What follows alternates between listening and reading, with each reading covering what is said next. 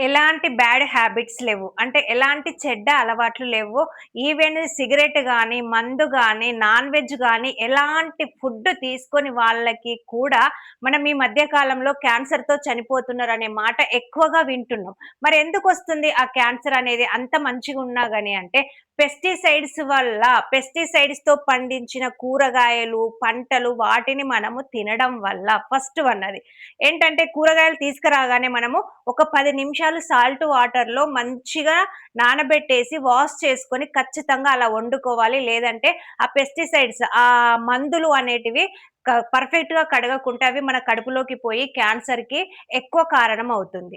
Next one దుమ్ము, ధూళి, పొగ. ఇప్పుడు ఫ్యాక్టరీలో పనిచేసే వాళ్ళు, లారీ డ్రైవర్స్, బస్ డ్రైవర్, కండక్టర్లు వీళ్ళకేందంటే ఎప్పుడు పొగలో రోడ్డు మీద ఆ డస్ట్ అనేది వాళ్ళకి పోతది గాబట్టి వాళ్ళకి లంగ్స్ క్యాన్సర్ అనేది వస్తా ఉంటది. అది వాళ్ళకెలాంటి బ్యాడ్ హ్యాబిట్స్ లేకపోయినా. నెక్స్ట్ ఏంటంటే మామూలుగా ఏం జేస్తారు ఒబేసిటీ లావుగా ఉంటారు గదా! లావుగా ఉన్నోళ్ళకు హార్మోన్ ఇంబాలెన్స్ అనేది వచ్చేసి వాళ్ళకి కొవ్వు అనేది ఎక్కువైపోయి బ్రెస్ట్ క్యాన్సర్ గాని, కొలన్ క్యాన్సర్ గాని స్టార్ట్ అవుతా ఉంటది. నెక్స్ట్ రిస్క్ ఏంటంటే ఒకప్పుడు జెనెటికల్‌గా అసలొచ్చేది గాదు. ఫ్యామిలీలో ఎవరికన్నా ఉంటే క్యాన్సర్ మిగతా వాళ్ళకొచ్చేది గాదు. కానీ ఇప్పుడు ఫ్యామిలీలో ఒక్కరికున్నా గాని ఎవరికో ఒకరికి అటాక్ అవుతా ఉన్నది. అంటే జెనెటిక్ పరంగా గూడా ఒస్తుంది. నెక్స్ట్ ఏంటంటే జంక్ ఫుడ్. ఈ జంక్ ఫుడ్ అనేది ఎన్ని సార్లు చెప్పినా తింటా ఉన్నారు. బయట ఆర్డర్ జేసుకోవడము, జొమాటో, స్విగ్గీ వాటిలల్లో ఆర్డర్ జేసుకోవడము, తినడము, ఆర్డర్ జేసుకోవడం, తినడము.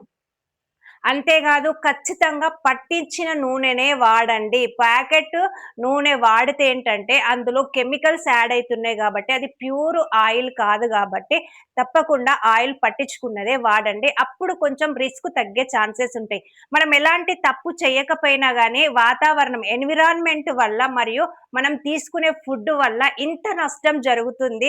ఇలా క్యాన్సర్‌కి రిస్క్ అనేది ఎక్కువగా అవుతుంది కాబట్టి, నేను చెప్పిన ఈ 5 గుర్తుబెట్టుకొని వాటిని కంట్రోల్ చేసుకోవడానికి ట్రై చేయండి. మరి ఇలాంటి మంచి హెల్తీ వీడియోస్ కోసం like, share, comment and subscribe చేసుకోవడం అస్సలు మర్చిపోవద్దు.